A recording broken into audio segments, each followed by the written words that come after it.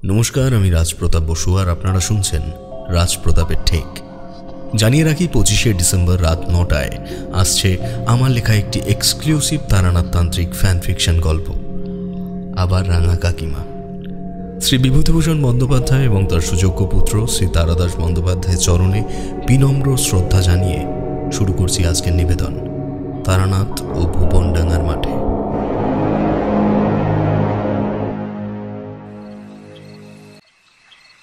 একবার হাঁটতে হাঁটতে গিয়ে পৌঁছিয়েছি রামপুর হাটের দীঘলগাছি নামের একটি গ্রামে। এমন রুচি সম্পন্ন পরিপাটি গ্রাম আমি আমার ভবঘুরে জীবনে দুটো দেখিনি। আমার এই পলেস্তারা খসে পড়া বৈঠক ঘরে বসে সেই গ্রামের আবাসস্থলের কথা মনে পড়লে নিজেকে নিতান্তই মন্দভাগা বলেই মনে হয়। তবুও আমার এই ভিটে চুন সুরকির, ওখানে কিন্তু কেবল জমিদার বাড়ি ছাড়া অন্যথা সবই মাটির বাড়ি। কিন্তু মাটির বাড়ি হলে কি হবে?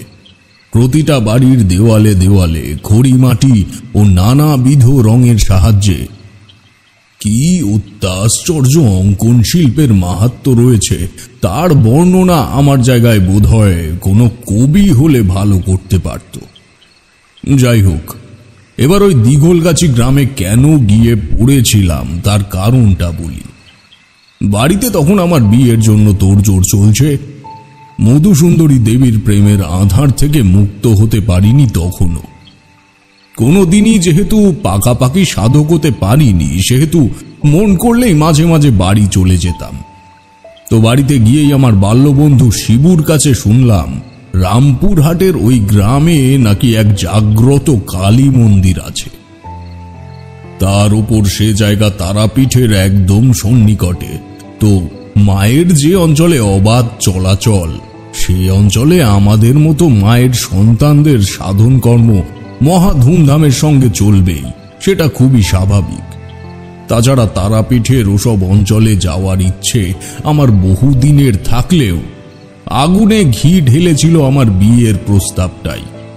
বুঝে গিয়েছিলাম বাড়িতে থাকলে কোনোভাবেই বাবা কাকা জ্যাঠাদের কথার উপরে যেতে পারবো না। তাই কোনো রকমে এক ভোরবেলায় কাউকে কিছু না বলেই বেরিয়ে পড়েছিলাম। কিন্তু অবশেষে পরিণতি হলো সেই বিয়েই। তবে বাড়িতে এবার যখন ফিরেছিলাম তা অন্য সকল ফেরার মতন ছিল না। বিয়ের আগে এই তারাপীঠ সংলগ্ন রামপুর হাটই ছিল আমার ভবঘুরে জীবনের অন্তিম গন্তব্য। এটুকু বলে তারানাথ হঠাৎ থামল।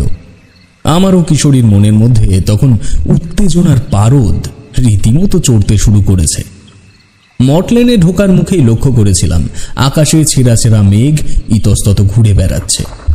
সেই মেঘগুলি দলবদ্ধ হয়ে ঠিক এই নীরবতার কালেই চাপা গড়গড়ে শব্দ করে উঠল। কিশোরী গলা ঝেড়ে বললে, ঠাকুরমশাই ঘুমিয়ে গেলেন নাকি? তারানাথ বন্ধ নেত্রে গম্ভীর কণ্ঠে উত্তর দিল, ও না, ঘুমায়নি। এ কাহিনীর নিষ্ঠুর সত্যতা আমায় কিঞ্চিত থামিয়ে রেখেছে। আসলে অনেক শক্তি ও ক্ষমতার প্রভাবের কাহিনী শোনানোর পর এমন এক নির্মম দুর্বলতার গল্প শোনাতে নিজের কাছেই একটু অপ্রস্তুত লাগছে। সে না হয় আমার অদৃষ্টের লিপি। তোমাদের কাছে যখন কিছুই লোকায়নি তখন এটুকু বলতে আর আপত্তি কি? শোনো তবে, দীঘলগাছি গ্রামে যখন পা রেখেছি তখন সূর্য পশ্চিমে ঢলেছে অনেকটাই। দিগন্ত রেখায় একটা হালকা কমলার আভা লেগে রয়েছে দুর্বল ভাবে।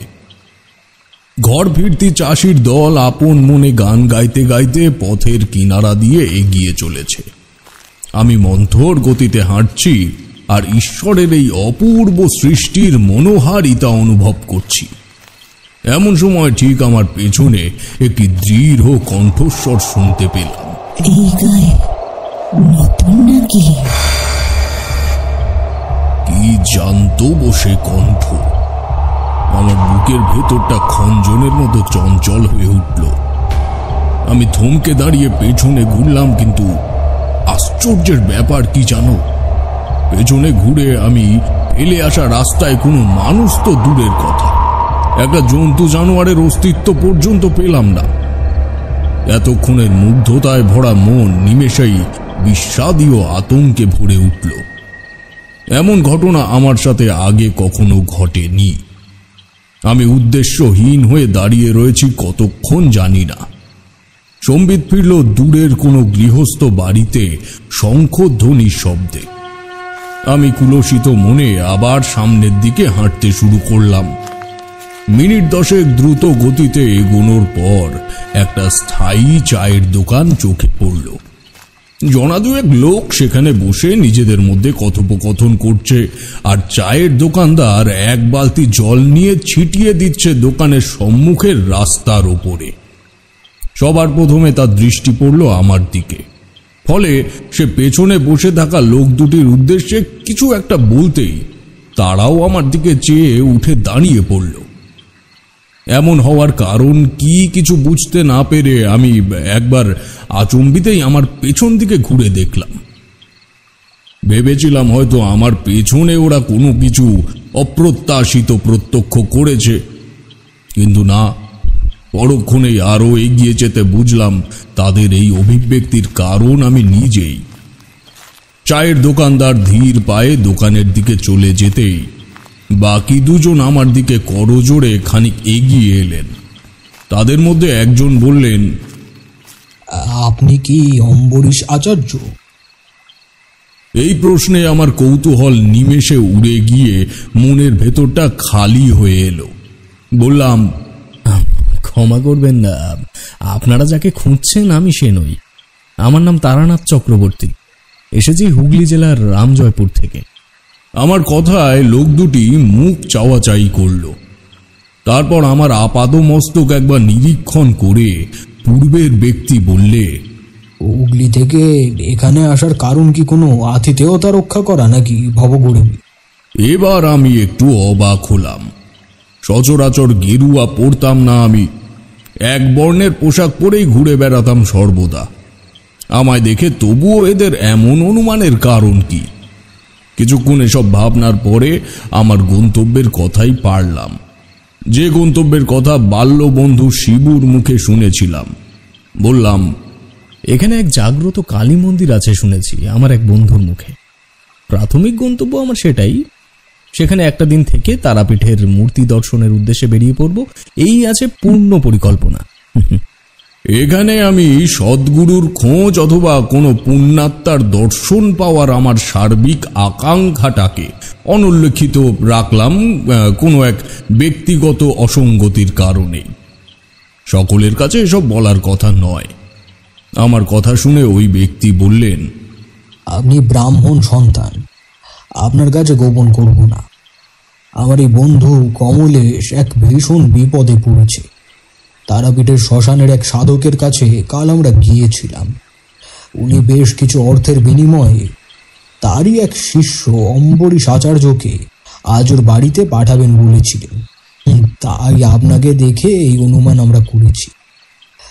রাত হতে চলল, এখনো কেউ এলো না এদিকে। এটুকু বলে ভদ্রলোক চিন্তিত মুখে চুপ করে গেলেন।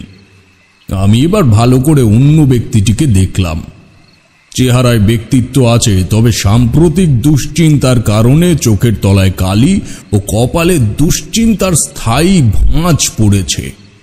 বললাম, কি বিপদ আমায় বলা যায় কি?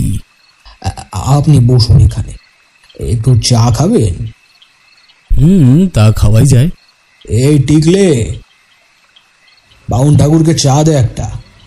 আমরা তিনজনেই চায়ের দোকান সংলগ্ন বেঞ্চিতে বসলাম। ভদ্রলোক বলতে শুরু করলেন, আমার নাম জীবন মণ্ডল। আমি কমলেশের ছোটবেলার বন্ধু এবং সহকর্মীও বলতে পারে।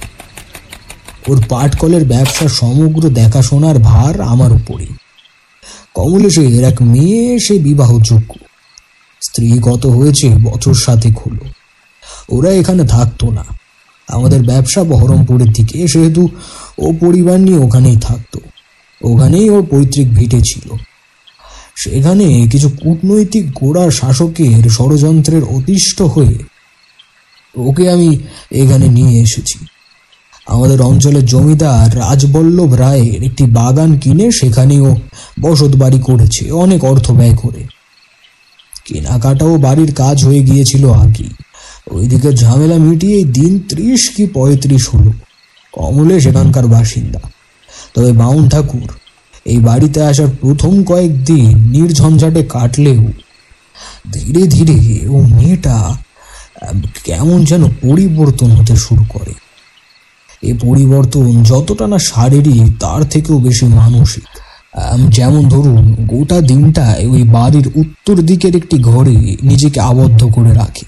স্নান খাওয়ার উপরেও কারোর জোর খাটে না। কাজের লোক আছে 3 জন, 2 জন মহিলা 1 জন পুরুষ। কমলেশের মেয়ে ইরাবতীকে দেখাশোনা করে লক্ষ্মী নামের একজন মহিলা। তার হাতে কোনো দিন খায় অথবা কখনো নিজে নিজেই স্নান করতে যায়, আবার পরের দিন দেখা গেল সারাটা দিন ঘরে থেকেই বের হলো না। আমি আমার স্ত্রী দুজনে গিয়ে অনেক বোঝাবার বা অবস্থার পরিবর্তন করার চেষ্টা করেছি, কিন্তু বাউন ঠাকুর কেন জানি না মনে হয়েছে ইরাবতী আমাদের তত্ত্বাবধানে নেই। তবে সে ভালোই আছে, কখনো কখনো গান গায়, কখনো কখনো ঠিক আগের মতোই তার বাবার কাছে এসে নানা ধরনের আবদার করে। পরক্ষণে সে মেয়ে এমন হয়ে যায়, ধরুন সে কাউকে চেনেই না, এমনকি তার নিজের বাবাকেও নয়। এমন ব্যাপার বাড়িতে রীতিমতো ঘটে চলেছে। দিন 15 হয়ে গেল। কমলেশের অর্থের অভাব নেই। ঘোড়ার গাড়ি পাঠিয়ে বহু দূর থেকে ডাক্তার বদ্যিও আনিয়েছে। তবে বাউন ঠাকুর কি বলুন তো, কিছুতেই কিছু হচ্ছে না। জানেন, আপনি বলুন, একজন পিতার উপর থেকে কেমন ঝড় যেতে পারে তার সন্তানের অবস্থা চলতে থাকলে এরকম। তাছাড়া শুধু আমার বন্ধু কেন, ইরাবতীকে সেই ছোট্ট থেকে আমিও দেখছি।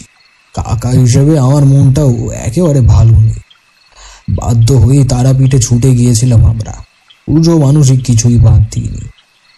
এক কথায় বলতে গেলে বৈজ্ঞানিক অথবা ধার্মিক দুটি দিকেই আমরা এগিয়ে যেতে কোনো ত্রুটি রাখিনি। তবুও কোনো সুরাহা হচ্ছে না।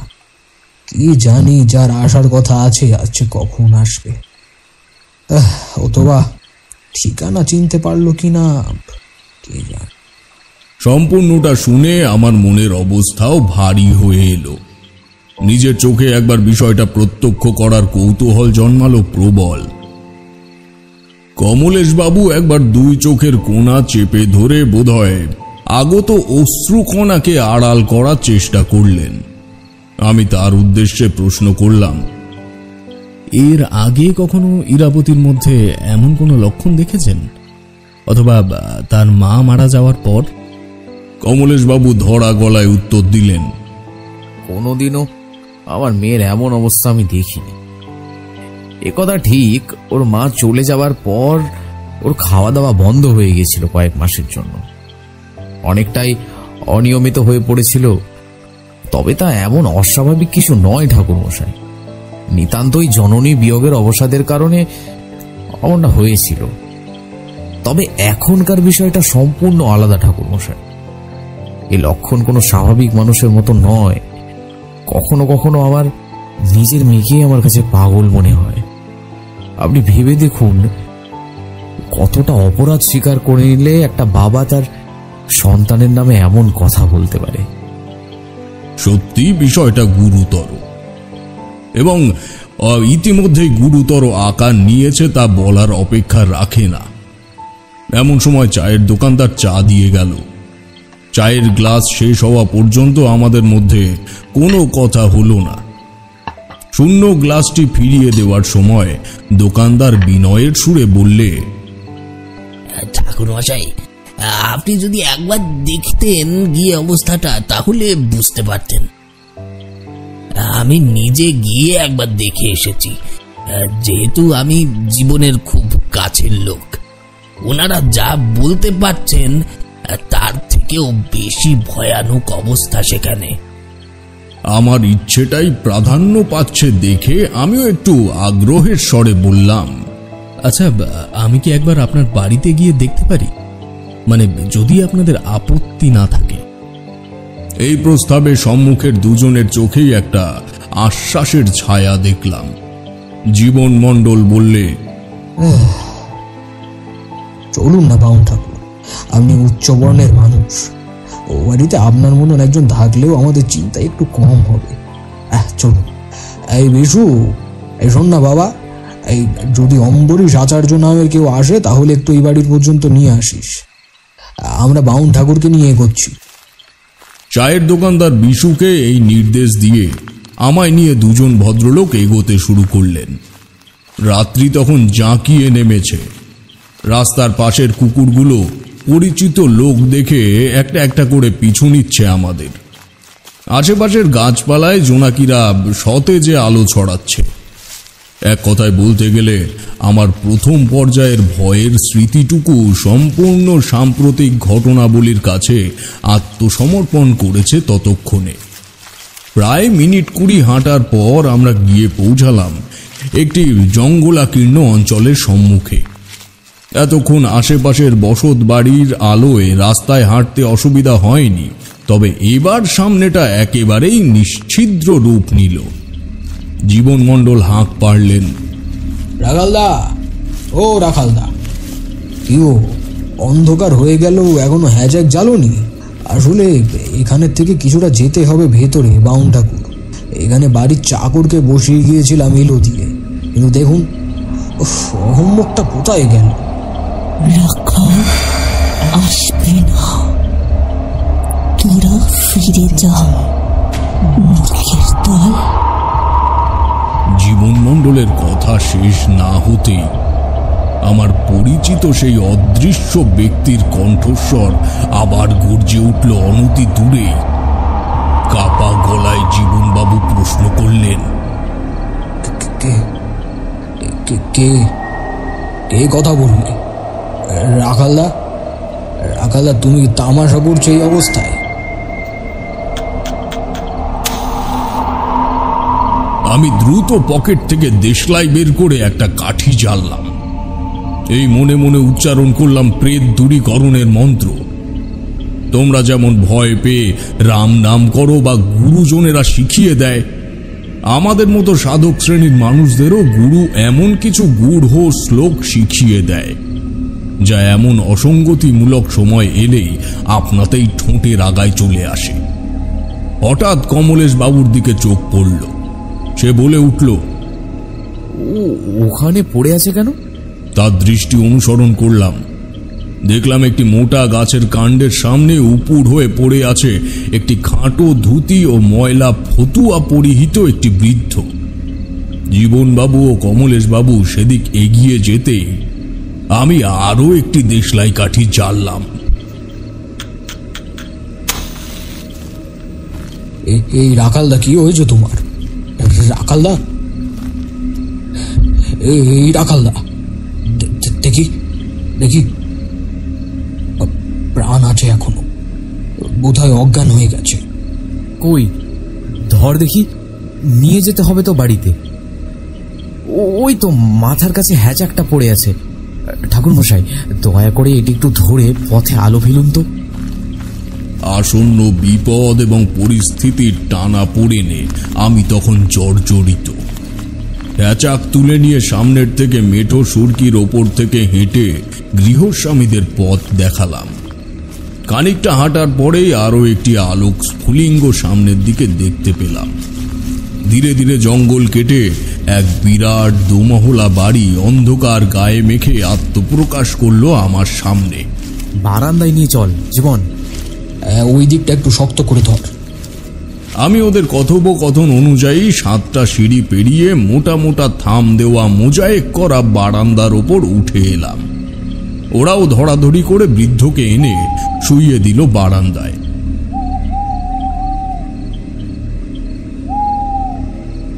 লক্ষ্মীমা, লক্ষ্মীমা, জল নিয়ে এসো, এক ঘটি শীঘ্রই জল নিয়ে এসো।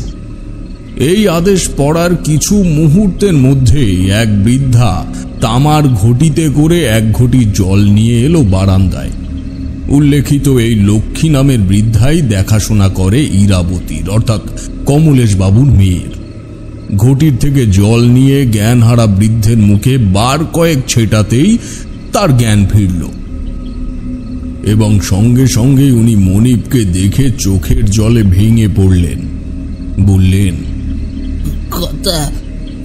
কথা একটা লাল পোশাক পরা লোক, সারা গায়ে জামা কাপড়ের রক্ত, মাথায় কোকড়া চুল, মুখভর্তি দাড়ি গোপ, আমায় মারতে এসেছিল কর্তা।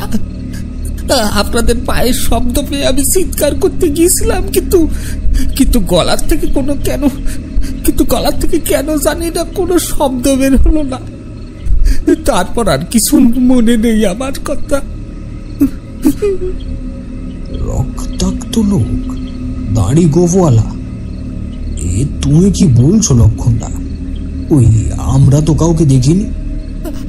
আমার কথা বিশ্বাস করো ভাই, আমি দেখেছি নিজের চোখে। তার চোখে হিংসা, রাগ, দুটি চোখের দিকে তাকানো যাচ্ছে না, এত লাল সে চোখ।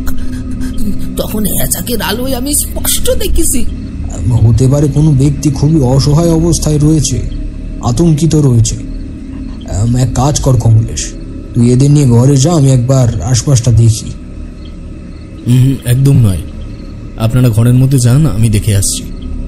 এই বাড়িতে এমনিতেই অমঙ্গলের হাওয়া চলছে, তার মধ্যে নতুন করে কিছু টেনে আনাটা ঠিক হবে না। কিন্তু ঠাকুরমশাই, আপনি? আমার কিছু হবে না, চিন্তা করবেন না। আমি জানতাম আমার কোনো ক্ষতি হওয়ার আগে আমি ঠিক টের পাব। আমাদের গ্রামের বটতলার সেই সাধু আমায় এই শক্তি দান করেছিলেন। তাই আলো নিয়ে জঙ্গলে বেরিয়ে পড়লাম অজ্ঞাত কোনো এক ব্যক্তির খোঁজে। গৃহস্বামীরা লক্ষণের কথা কতটা বিশ্বাস করেছে জানি না, তবে আমার সামনে কেউ মনের ভাব গোপন করে যাবে আর আমি তা ধরতে পারবো না, সে তো আর সহজ কথা নয়। লক্ষণের অভিজ্ঞতা যে বর্ণে বর্ণে সত্যি, তা বলার অপেক্ষা থাকে না। জঙ্গলে প্রবেশ করা মাত্রই একটা চাপা ফিসফিসে শব্দ দুই কানের থেকেই সমানভাবে আসতে লাগলো। এদিক ওদিক আলো ঘুরিয়ে দেখলাম, কিন্তু কোথাও কেউ নেই। আলো নিভিয়ে দিয়েও কিছুক্ষণ চুপ করে একই জায়গায় দাঁড়িয়ে থেকে মনোসংযোগ করার চেষ্টা করলাম, তবে মশাদের বনবন শব্দ আর শেয়ালের ছুটোছুটি ছাড়া কিছুই শুনতে বা দেখতে পেলাম না। মোটামুটি মিনিট 20 পরে বাড়িতে ফিরে এলাম আমি। কমলেশবাবু এবং জীবন মণ্ডল চিন্তিত মুখে বারান্দায় পায়চারি করছেন। আমায় দেখে তারা উৎসুক দৃষ্টিতে এগিয়ে এলেন। আমি বললাম, না, তেমন কিছু দেখলাম না, তবে আমি যদি ভুল না করে থাকি এই জায়গাটা মোটেই পবিত্র নেই। কোনো কারণে কোনো অকল্যাণের জাগরণ এখানে হয়েছে, এবং তা অতি সাম্প্রতিক। বাস্তু পুজো করেই তো বাড়ির কাজ শুরু করেছিলেন কমলেশবাবু। উনি ইতিবাচক মাথা নাড়লেন। আমি বললাম, না, অসুবিধা যে এই বাড়ি সংলগ্ন তা এখনই আমি বলছি না, তবে কিছু একটা আশেপাশে ঘটে চলেছে। দেখুন, যেহেতু কেবল অতিথি হয়ে আপনার বাড়িতে এসেছি, তাই আপনাদের কাছে লুকিয়ে লাভ নেই। আমি টুকটাক সাধুসঙ্গ করেছি এবং সামান্য ক্ষমতাও আমার অর্জন হয়েছে এই তন্ত্রপথে। তবে কোনো সিদ্ধ তান্ত্রিক আমি নই। যেটুকু বুঝতে পারছি তা আমার ওই সামান্য ক্ষমতা বলেই রপ্ত করেছি। বাড়িতে পুজো পড়ছে তো নিয়মিত? আমার কথা শুনে গৃহকর্তা বললেন, পুজো তো দিচ্ছে লক্ষ্মী, প্রতিদিনই দেয়। ঠাকুরমশাই, কি করে এসবের থেকে মুক্ত হব বলুন তো? এত শখের বাড়ি বানালাম, এক ঝামেলার থেকে মুক্ত হতে এত দূরে ছুটে এলাম, এখানেও যদি এমন হয়। তাছাড়া আমার মেয়েটাকে একবার দেখবেন চুল, ওর বিয়ে পর্যন্ত ঠিক করেছি এই জায়গায়। পাত্রপক্ষকে এসব কিছু জানাইনি। আপনিই বলুন, এই অবস্থায় কিভাবে কি করব? আমি তো একেবারে শেষ হয়ে গেলাম ঠাকুরমশাই। চলুন একবার দেখি আপনার মেয়েকে। বাড়ির মূল দ্বারের থেকে প্রবেশ করলেই বড় বৈঠক ঘর, এবং সেই বৈঠক ঘর থেকে সোজাসুজি দোতলায় যাওয়ার বিরাট সিঁড়ি উঠে গেছে। আমি ওদের পিছু নিয়ে ওপরে এলাম। উত্তরের ঘরটির দরজা হাঁ করে খোলা। মসলিনের পর্দা মৃদু হাওয়ায় দুলতে দুলতে বাইরের দিকে বেরিয়ে আসছে লক্ষ্য করলাম। দরজার সামনে পৌঁছে গিয়ে কমলেশবাবু এবং জীবন মণ্ডল আমার রাস্তা প্রশস্ত করল। আমি পর্দা সরিয়ে ভেতরে উঁকি মারতে একদম মুখের সামনে আবিষ্কার করলাম একটি নারী মূর্তিকে। তার মুখের ওপরে বিন্যস্ত অযত্ন বর্ধিত চুল, পরনে একটি সাদা ফতুয়া রকমের পোশাক। আমি বললাম, ইরাবতী মা, তুমি কি বাইরে যাবে? মা, তুমি এখানে দাঁড়িয়ে রয়েছো কেন? বলবে কিছু আমায়? সামনে থেকে সরে যা।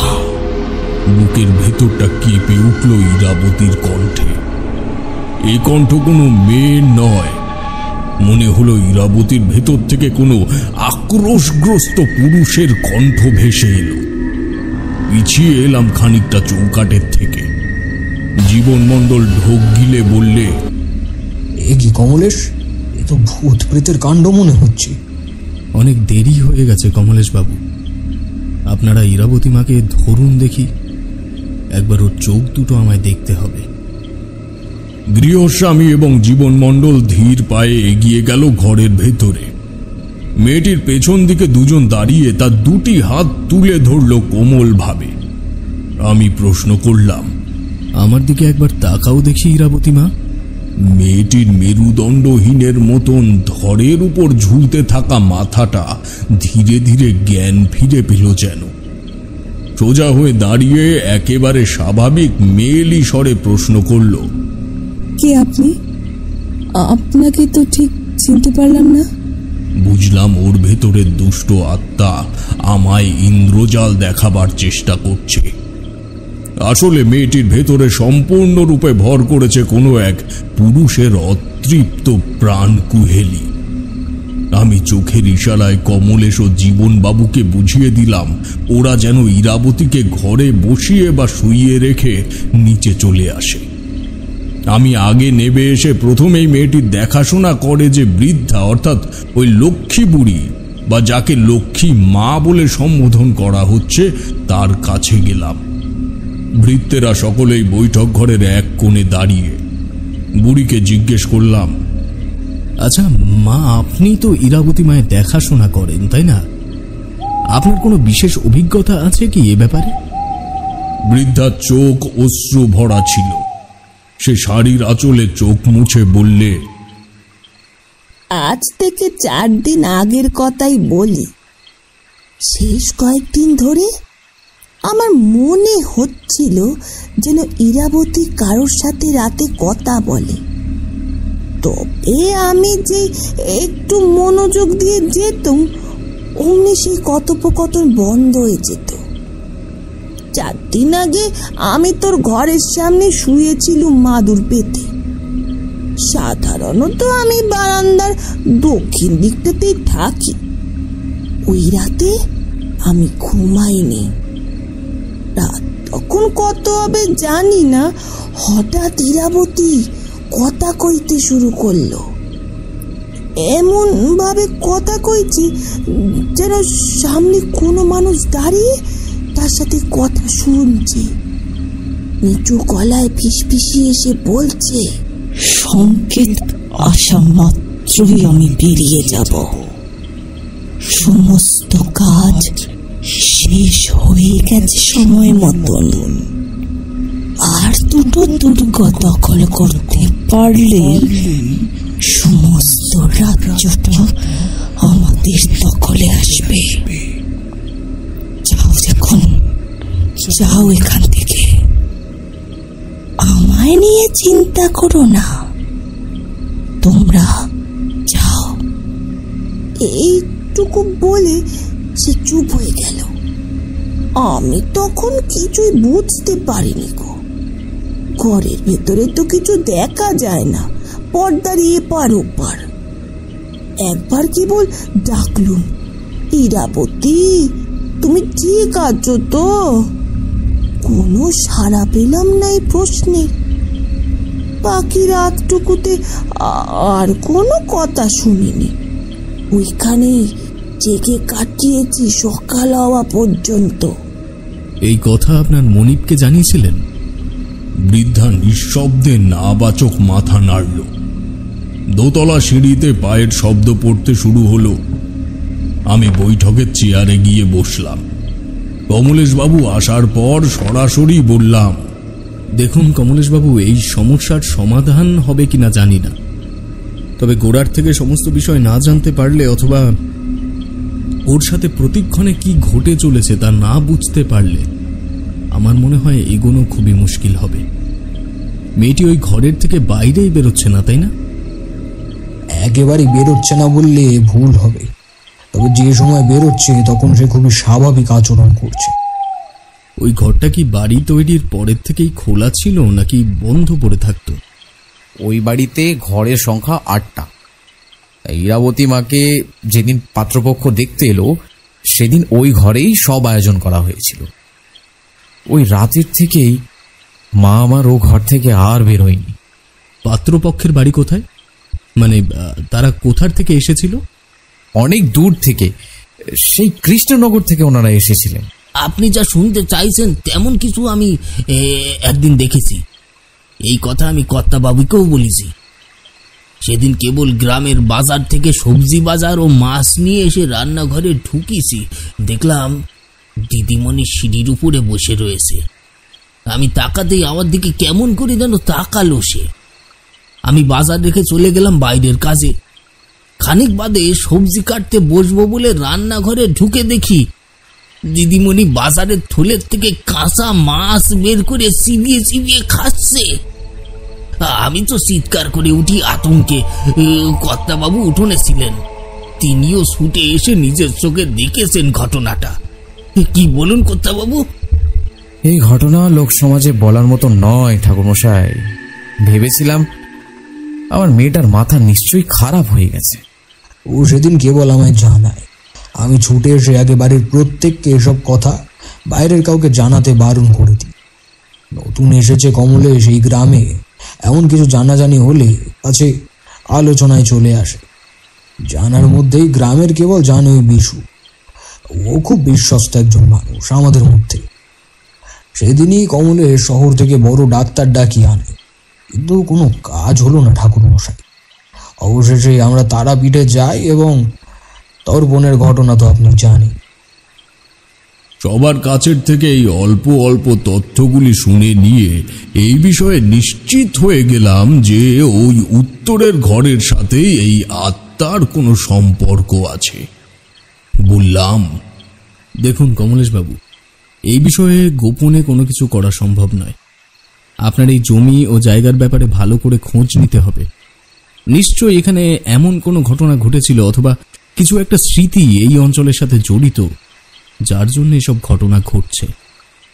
আমায় কয়েকটা ধূপকাঠি এনে দিন, ওগুলো জেলে নিয়ে আমি উত্তরের ঘরে ঢুকবো, অর্থাৎ ইরাবতী মায়ের ঘরে। আপনাদের ঠাকুর ঘর নিশ্চয়ই নিচের তলায়, তাই না? হ্যাঁ, ওই দক্ষিণ বাড়ির শেষ ঘরটাই ঠাকুর ঘর। এই কারণেই আরো উপদ্রবের প্রমাণ আপনারা পাননি। মানে মানে আপনি কি বলতে চাইছেন বুঝলাম না।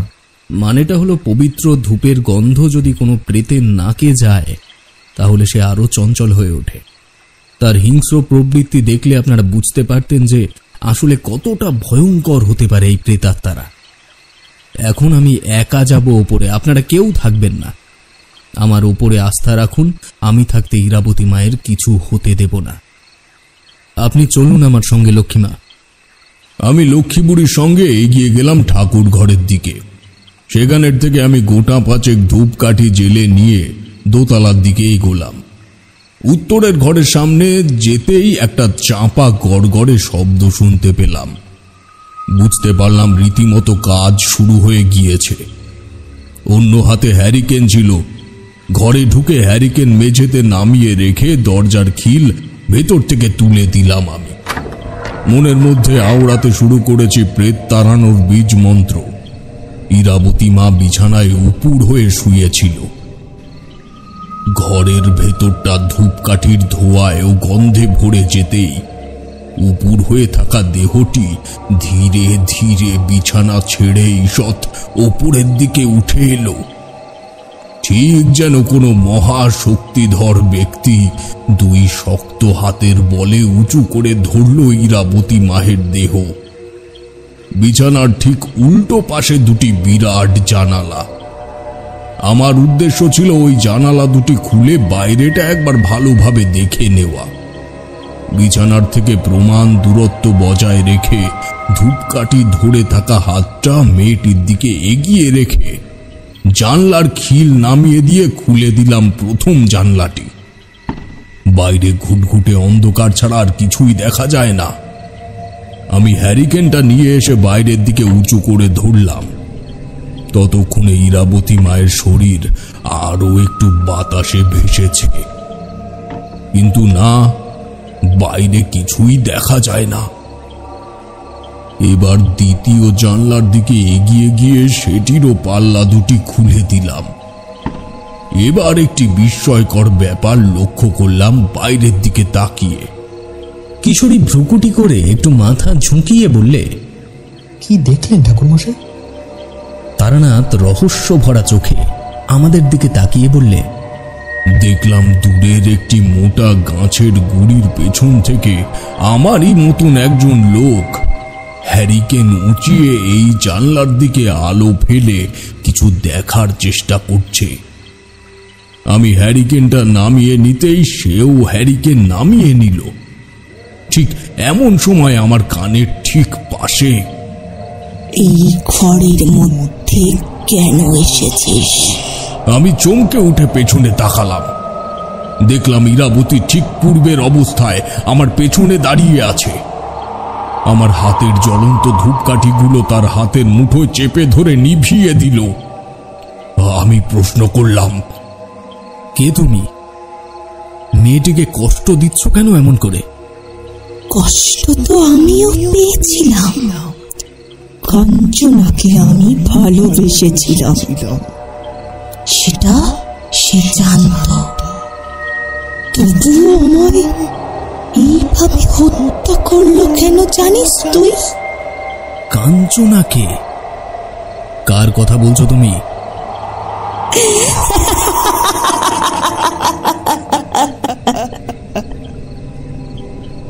চিনিস না? না চিনবি, খুব তাড়াতাড়ি চিনবি। কৃষ্ণপক্ষের রাতের আর ঠিক দুদিন পরে আমি আমার কাঞ্চনাকে নিয়ে যাব। ও আমায় ঠিক চিনতে পেরেছে। তোরা না চিনলে কি হবে?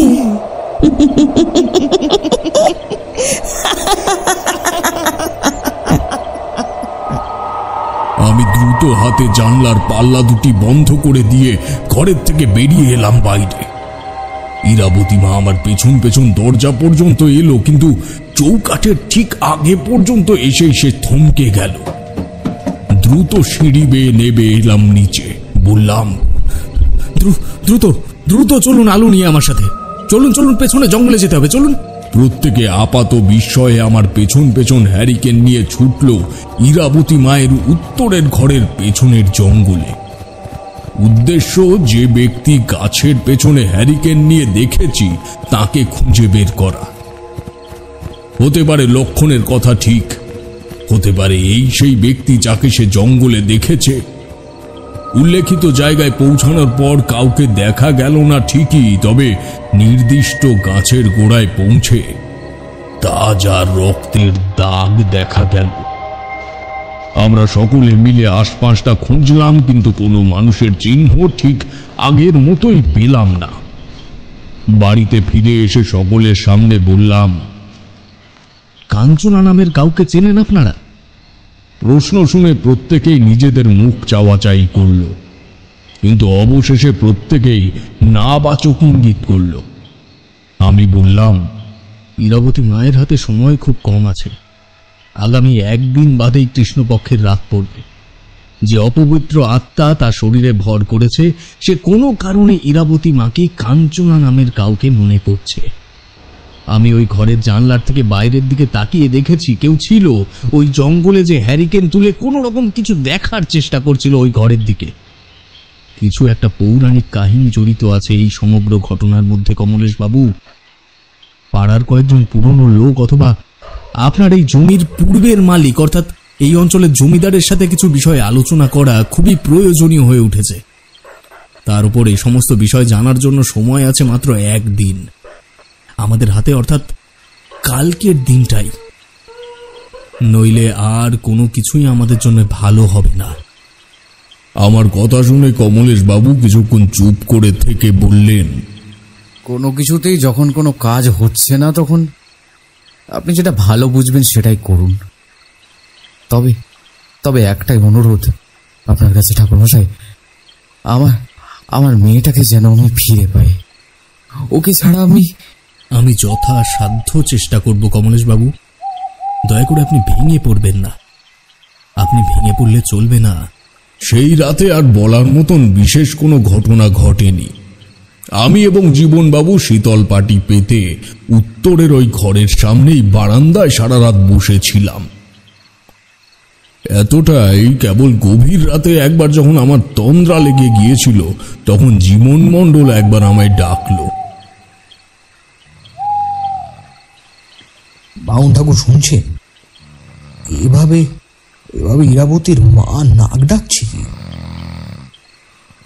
আমি বুঝতে পেরেছিলাম এই মেয়ের শরীরে এখন আর ইরাবতী মায়ের অস্তিত্ব নেই। তার পঞ্চ ইন্দ্রিয় নিয়ন্ত্রিত হচ্ছে ওই প্রেত আত্মার দ্বারা। আমি হাতের ইশারায় জীবন মণ্ডলকে আশ্বাস দিয়ে সজাগ হয়ে উঠে বসেছিলাম। পরদিন সকালে সর্বপ্রথম লক্ষণকে নিয়ে বেরোলাম গ্রামের সব থেকে পুরনো মানুষের সাথে দেখা করবার উদ্দেশ্যে। সে চিনত একজন মানুষকে, যার নাম অষ্টদাস। তার বয়স নাকি 100-ও ঊর্ধ্বে। তোমরা হয়তো শুনলে এখন অবাক হবে, তবে আগেকার দিনে একটি গ্রামে ভালোভাবে খুঁজলে এরকম বয়সের 3-4 জন মানুষকে জীবিত পাওয়াই যেত। খাঁটি ও নির্ভেজাল রক্ত মাংসের তেজই অন্যরকম।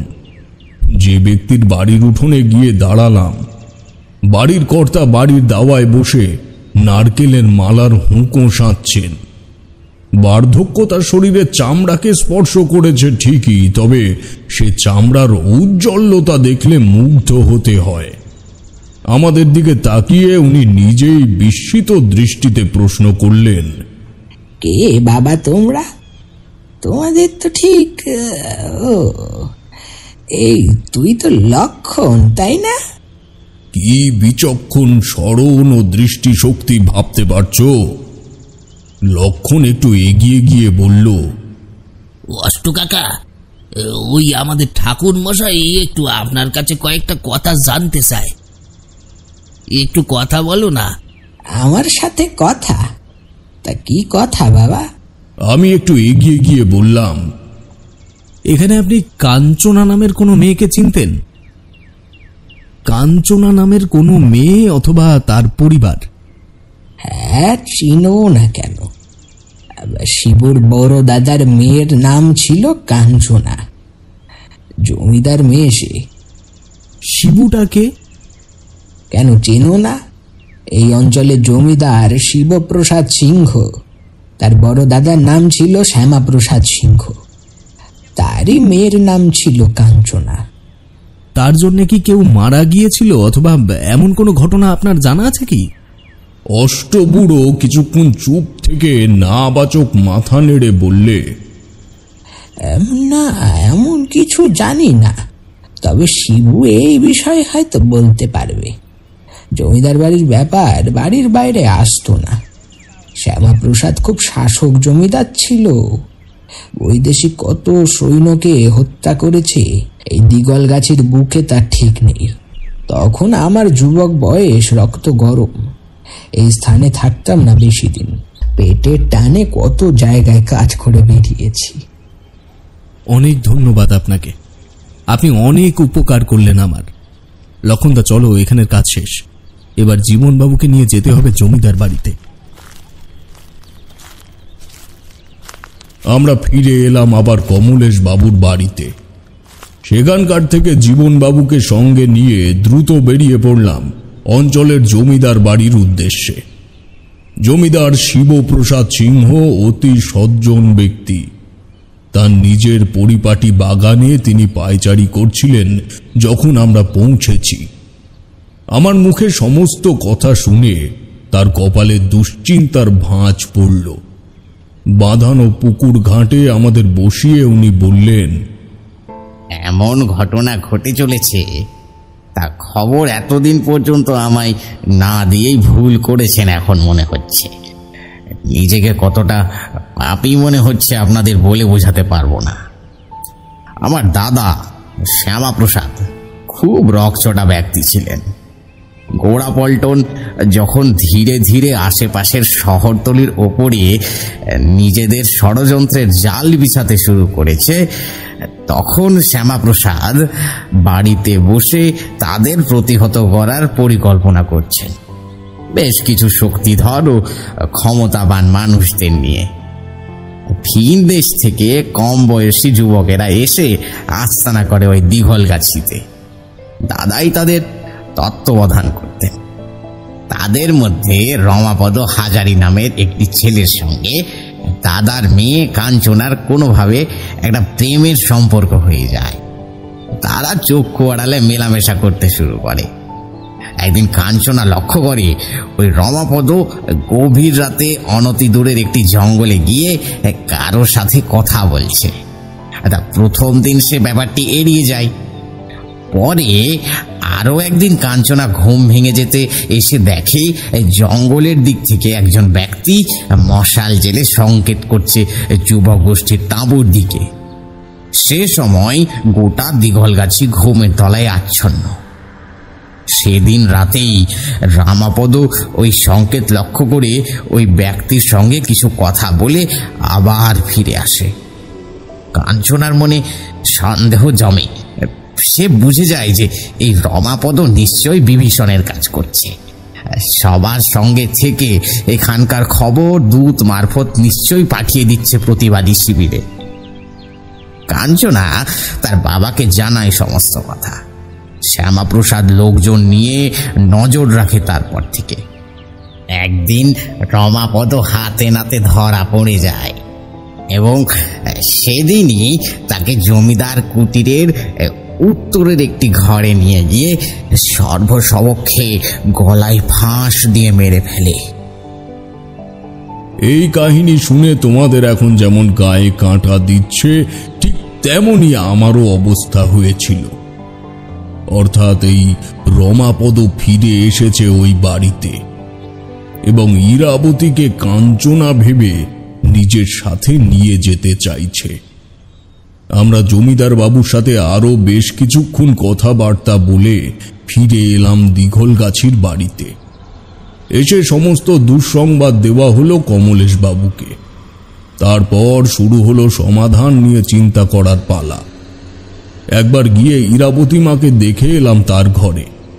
তার দুই চোখের মণি অনেক বড় হয়ে উঠেছে, স্বাভাবিকের মতো নেই আর। জেগে আছে না ঘুমোচ্ছে বোঝা যায় না। এটাও বুঝলাম এই রমাপদর সাথে ঘটে যাওয়া ঘটনাগুলি এখনো ঘটে চলেছে, তাই ওই জঙ্গলের মধ্যে সংকেতধারী ব্যক্তিকে আমি দেখতে পেয়েছিলাম। কৃষ্ণপক্ষের রাত নামলেই ইরাবতী মা সম্পূর্ণ রূপ পরিবর্তন করে রমাপদতে পরিণত হবে। সে সময় তাকে পরাস্ত করতে পারলেই একমাত্র চিরকালের মতন এই ঘটনার সমাপ্তি করা সম্ভব, নচেত নয়। গুরুর কাছের থেকে প্রেত বিতরণীর মন্ত্র নিয়েছিলাম, তবে তিনি এও বলেছিলেন প্রেতজনীর ক্ষমতা যদি উত্তরোত্তর বৃদ্ধি পায় তবে মা রক্ষাকালী শরণাপন্ন হওয়া ছাড়া উপায় থাকবে না।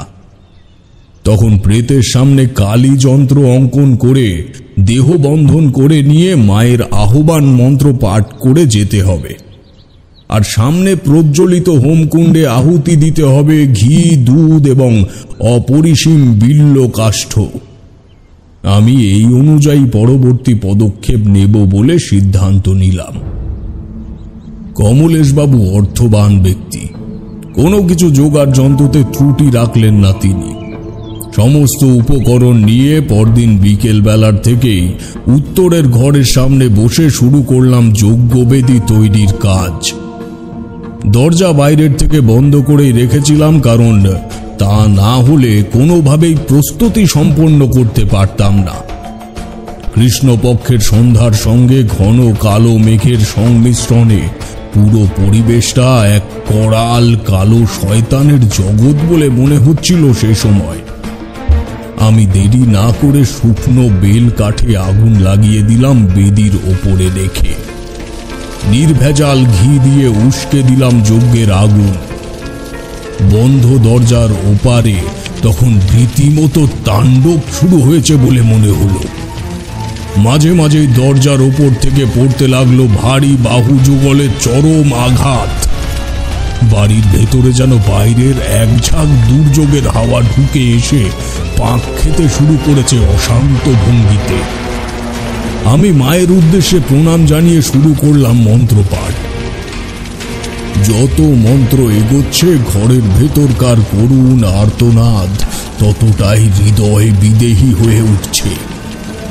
কমলেশ বাবু এবং জীবন মণ্ডল আতঙ্কে দুর্ভাবনায় জর্জরিত হয়ে যজ্ঞ বেদির সম্মুখে কাদান্বিত মুখে জড়ো হাতে বসে আছে। আমার গলা শুকিয়ে আসছিল অবিশ্রান্ত মন্ত্র উচ্চারণের ফলে। বলতে বাধা নেই, এমন পরিস্থিতির সম্মুখীন হওয়ার অভিজ্ঞতা আমার তখন নিতান্তই কম ছিল। এমন অবস্থা চলল আরো 30 মিনিট মতো। তারপর এক বিরাট আর্তনাদের সঙ্গে শেষ হয়ে গেল সমস্ত দুর্যোগের লক্ষণ ও প্রভাব। চারিদিক শান্ত, স্তব্ধ, নৈশ গুঞ্জনে ভরপুর। আমি উঠে দাঁড়িয়ে মায়ের নাম জপ করতে করতে ঘরের দরজা খুলে দিলাম। গৃহস্বামী এবং জীবন মণ্ডল আমার দুই পাশে উত্তেজনার গভীর নিঃশ্বাস ফেলতে ফেলতে ঘরের মধ্যে প্রবেশ করল। বিছানার পাশে মেঝেতে চিত হয়ে পড়ে রয়েছে ইরাবতী মায়ের আহত দেহ। মুখের চামড়া, হাতের আঙুলগুলোর ওপর যথেষ্ট অত্যাচারের আঁচড় পড়েছে।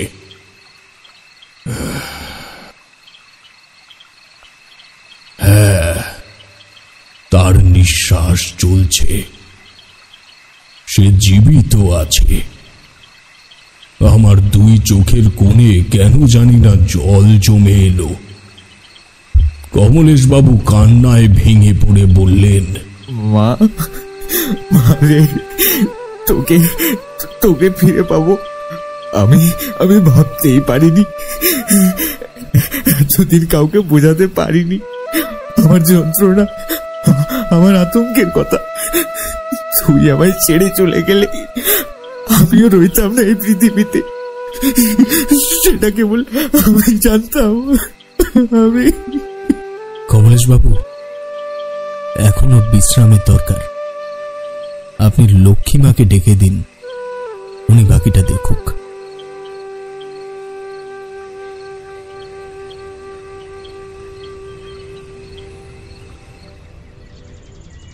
এখানেই কিন্তু গল্পের শেষ হলো না। ইরাবতী মা সুস্থ হয়ে উঠল ঠিকই, তবে আমি অনভিজ্ঞ হওয়ায় একটা কাজ ভুল করে ফেলেছিলাম, এবং তা হলো উত্তরের ঘরের ভেতর থেকে যে কোনো প্রকার দর্পণ সরিয়ে নিতে ভুলে গিয়েছিলাম যজ্ঞের আগে। এমনিতেই আমায় ছাড়তে চাইছিল না কমলেশ বাবু। পারিশ্রমিক বাবদ যা দিয়েছিলেন তাতেই আমার অনেক কিছুর খরচ চলে গিয়েছিল, সে বিষয়ে পরে বলবো।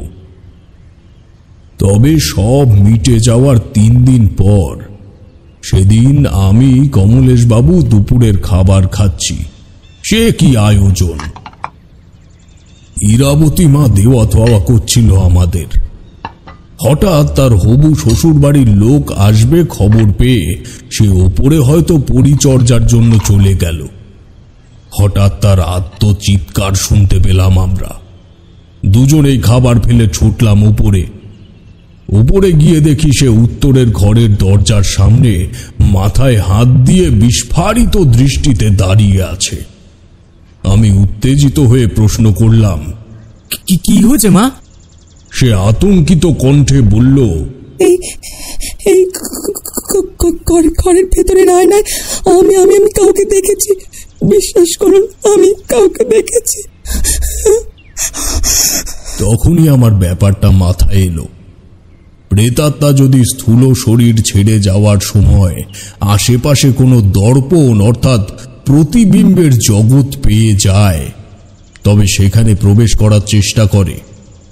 ওই ঘরে একটা ছোট আয়না ছিল, যা আগে লক্ষ্যই করিনি। যাই হোক, যে আত্মার শক্তি প্রবল তারা প্রবেশ করতে পারে আয়নার বিপরীত দিকের জগতে, অর্থাৎ ইরাবতী মায়ের ভয় অমূলক নয়। আমি কমলেশ বাবুকে বললাম সবটা।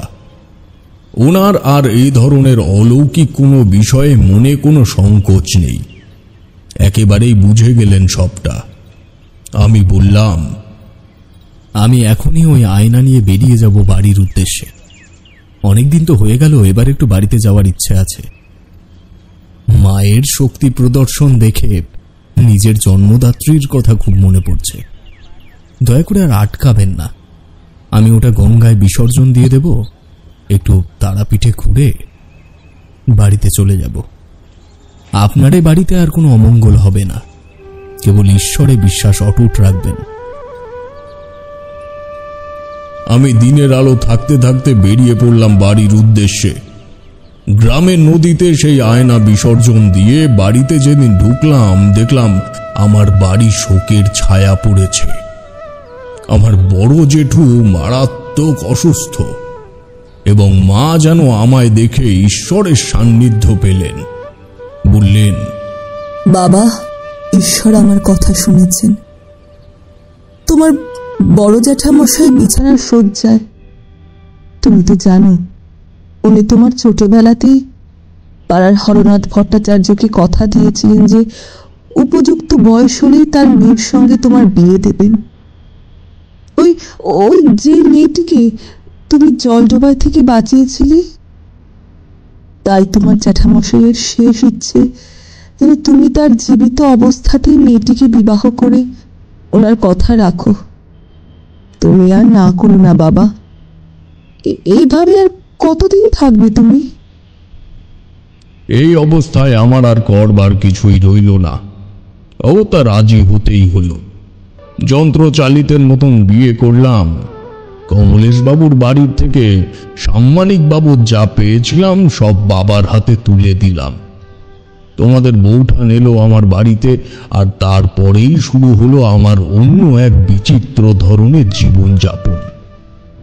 যে জিনিস করে কখনো সংসার চালাতে হবে বলে মনেই করিনি, সেই জ্যোতিষ চর্চাই হয়ে উঠল আমার অন্য সংস্থানের একমাত্র পন্থা। তারপর গ্রামের থেকে চলে আসা মটলেনে বহু বছর এখানে কাটানোর পর, অনেক ভালো মন্দ সময় কাটানোর পর অবসর সময়ে পেলাম তোমাদের মতন দুটি বন্ধু। যাক, তোমাদের জন্য তাও এখন আমার অবসরগুলো স্বস্তিতে কেটে যায়। নইলে চিন্তা করেছিলাম দায় মুক্ত হয়ে গেলে আবার বেরিয়ে পড়ব অজানার সন্ধানে। মাটির তারানাথ তান্ত্রিক, মাটির কাছেই ফিরে যাওয়া ভালো।